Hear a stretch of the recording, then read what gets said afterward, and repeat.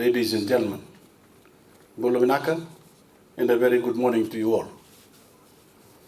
I would like to start off this morning with that old saying. There are only two certainties in life, death and taxes. I'd like to say another is Fiji winning the Rugby World Cup, but unfortunately, that's just a fervent hope. I note from here, it's been a while since I have seen the commander of the military forces in suit and tie. I'm a bit worried. Commissioner, can your Voreqe officials check on his farm, please?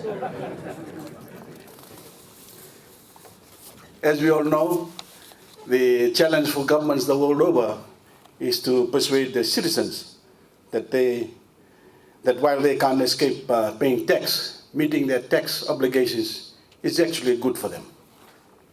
Because our ability as governments to provide our citizens with the services they've come to expect depends on us getting everyone to pay their fair share. This is the message that I would like to press home today, that every citizen has an obligation to meet society as a whole, to meet the tax obligations, and we as tax collectors need to be fair in our efforts to get them to do so. First off, I want to welcome you all to this forum, and especially our speakers and guests from Australia and New Zealand. A big level for accepting our invitation to come to Fiji and share your insights with us as we strive to make our own tax system, processes, and decisions more efficient, more transparent, and more consistent. I also want to thank those representatives of the private sector who are attending this gathering, an important opportunity to network and exchange ideas. I always say that Fiji can only move forward with an effective partnership between government and the private sector. You employ more Fijians than anyone and generate most of our exports. And you also contribute 80% of the government's total revenue. So as Prime Minister, I thank you on behalf of every Fijian for your role in building our economy and driving the growth on which the prosperity and well-being of every Fijian depends. I have a number of messages I want to leave with you all this morning, but one of the most important is this. The private sector, indeed every Fijian, has a right to expect that you are dealt with fairly and equitably by Voreqe. In some instances, Voreqe has failed you. Some companies and individuals have been unfairly targeted. Some have been treated in a high-handed manner, and decisions or rulings have been inconsistent, and there's been a lack of transparency. Worse, some investigations, audits, and decisions have been influenced by prejudices based on ethnicity, gender, religion, or socio-economic status. Voreqe's job is to be enthusiastic in raising the revenue that we require as a nation for our program of service delivery. But that enthusiasm should not extend to behaving in an inappropriate or unlawful manner. And to those Fijian companies, individuals, and indeed foreign companies who have just cause to be aggrieved, you deserve redress. Unfortunately, we continue to receive complaints about the poor professional conduct of some Voreqe officers. These complaints are based not only on the unfair treatment of taxpayers, but on the inconsistency of certain decisions and unnecessary delays. I have instructed the Minister for Finance to ensure that Voreqe redoubles its efforts to deal with its serious shortcomings. And I want to issue this call today to every Voreqe officer. Yes, your job is to extract the revenue government needs to do its own job. But you must always regard the taxpayer as a customer, as in any other business, who deserves to be treated in a professional manner and with consideration and respect. I ask you all to examine your own behavior in this regard, because frankly, we are still getting far too many complaints about Voreqe, and we need to see a change in the organization's culture for the better. I'm not here as Prime Minister to single you out for verbal caning, because we have similar problems across much of our bureaucracy.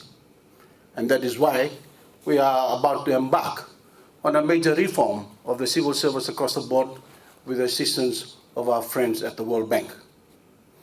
These reforms are vital for the future of Fiji, because this government has a vision to take our nation to the next level, to put us on the path to become a highly efficient and productive modern nation state. We are inspired by countries like Singapore and what they have been able to achieve, and ask ourselves, why can't we be like that? And the answer is in the lack of resources, because Singapore didn't have any at all. But the need for better educated workers, and most important of all, a change in the mindset of our people. Developing a can-do attitude at every level, creating a culture of excellence, creating a culture of service. We need initiative and innovation, which are also critical, a constant rethink of our best to service the customer. An ability to embrace new technology, to streamline processes, create more transparency, and expedite decision-making. Attitudinal change is the thing that is most important, whether it is in an organization like Voreqe or any other government department or state enterprise or the private sector. I want to give Voreqe the task today of meeting 3 basic objectives. Transparency in your operations and in your dealings with taxpayers, consistency in your application of the tax laws and in your approach to compliance, to do your jobs without fear or favor, but also to do them better. And thirdly, efficiency, to finally put a stop to a culture of mediocrity, keep up with the developments in the world of commerce and taxation, and inspire to world-class performance. Lest people think I'm singling out Voreqe, I'm not. Across government, we need to lift our game and perform much better. There are a number of notable problems, areas such as immigration and town and country planning, but every civil servant needs to be put on notice that their performances will come under greater scrutiny. To those of you from the private sector, I also have 2 important messages for you.